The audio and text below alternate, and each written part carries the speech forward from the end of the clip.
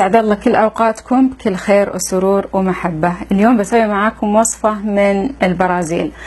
راح نسوي كيكة جزر برازيلية، كيكة مختلفة عن كيكة الجزر اللي حنا متعودين عليها، نكهة شوي غير بس الطعم لذيذ والكيكة هشة وتكون مغطاة بصوص الشوكولات. معروفة في البرازيل، لو كتبتي الكيكة البرازيلية يعني في أي مكان بتطلع لك. أكيد الوصفات تختلف من شخص لآخر بس التكنيك واحد.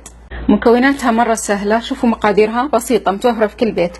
جزر تقريبا جزرتين إلى 3، أنا هذول تنتين. عندي دقيق وعندي سكر وزيت وبيض. تقولون لي مقاطعين البيض؟ عاد والله هذه كيكتنا. بيكنج باودر، فانيلا، ورشة ملح. طبعا وبنسوي صوص شوكولات وتشوفونه معي بعد شوي. طريقة كيكتنا مرة سهلة مرة سهلة. عندي هنا البيض، عندي السكر،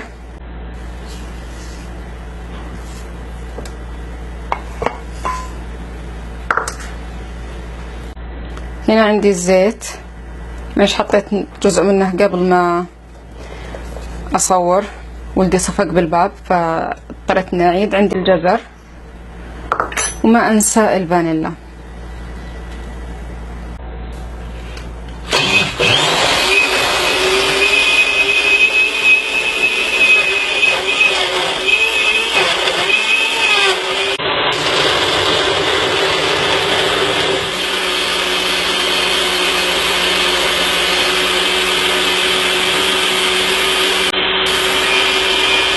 من الأشياء المهمة اللي أقول لكم عنها تنخلون الدقيق عشان تطلع لك الكيكة مرة هشة. راح أضيف عليها البيكنج باودر وبضيف الملح. الملح بضيفه هنا، والآن ننخل، لأن الملح ممكن تكون حبيباتها شوي كبيرة ما ينزل. الملح طبعا نحتاجه عشان توحيد اللون.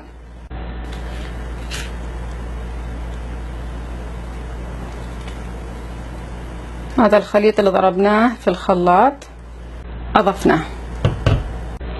راح أخلط يا جماعة خلط يدوي لحد ما تمتزج المكونات كلها مع بعض. تعرفون إن احنا في عند الدقيق ما نبالغ في الخلط. شوفوا يا جماعة هذا قوامها، بس بعد أنا شوي بخلط أكثر. خلاص ما نبالغ في خلط الدقيق. قالب مدهون راح نصب خليط الكيك فيه.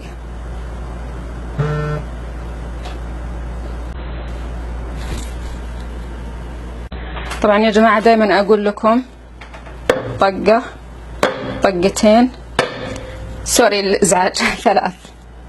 مرة آسفة الإزعاج. راح أدخلها الآن فرن مسبق التشغيل، يعني شغلي قبل 10 دقائق أول لما تبدين تشتغلين. من الأسفل فقط، الرف السفلي حرارة 180 من الأسفل فقط. بعدين لو احتاجت تحمير بتتحمر، بس هي مع الحرارة كلها بيتحمر معاكي من فوق، فلا تشيلين هم، يعني فقط تحت. إذا فرنك يشتغل فوق تحت خلاص شغلي فوق وتحت.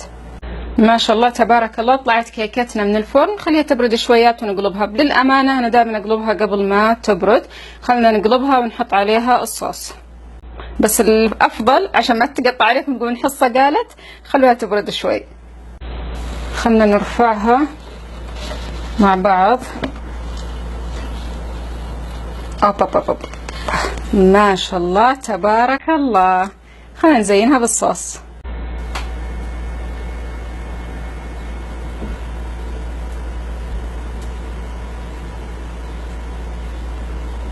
لحظة، بنسوي مع بعض صوص مرة سهل، مرة سهل. صوص الشوكولات عبارة عن شوكولات، حليب مكثف محلى، كريمة طبخ، وزبدة، بس هاي مكوناته. هم على النار حرارة هادية مع التحريك المستمر. انتبهوا حطوا على حرارة هادية. أنا حطيت حرارة هادية بس نسيتها، لازم أظل حركة، بس ما في يعني ما نسيتها كثير. شوفوا توا ما ذاب. نحرك باستمرار لين يذوب كله تماما. بس شوفوا الحرارة هادية، مو على 1، يعني حطيتها على 5. على فكرة حليب المكثف أكثر من الكمية اللي أنا حطيتها المفروض، بس أنا حطيت أقل. بالنسبة لي أحس إنه أوكي. رح تحصلين على مزيج ثقيل بهذا الشكل، بس في نفس الوقت ناعم وانسيابي ودافي.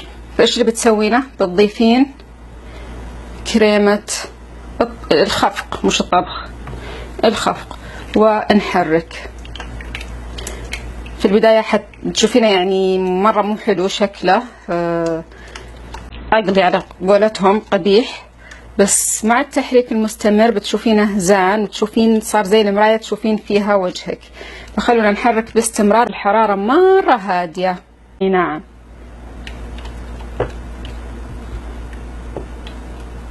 شايفين قوامه مرة جميل. خلاص صار جاهز. فيني عاد انتي بالود. طبعا هم يزينونها بحبيبات شوكولاتة الفرمسل، ما عندي بعد شلون ما اخليها كذا قرعة كيكتي. دقيت لها شوية عين جمل او بيكن الموجود عندكم، بزينها وشوف ايش حالتها، ايش زينها. بدل اخليها قرعة يعني لازم نزينها، بعدين تتناسب يعني الجوز وعين الجمل يتناسب مع الجزر.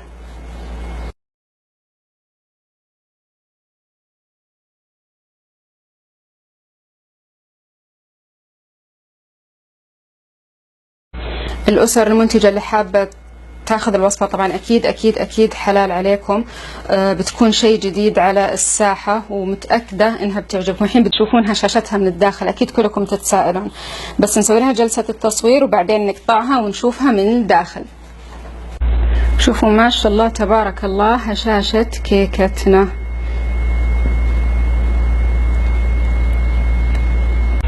شوفوا ما شاء الله تبارك الله هشاشة كيكتنا. هشة بشكل يا جماعة مش طبيعي.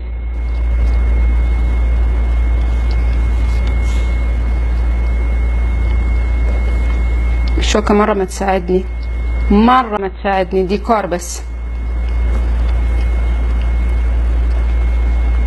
لذيذة، طعمها مختلف، لذيذة فعليا، تجنن تجنن تجنن. لازم تجربونها، ترى إجباري بتجربونها.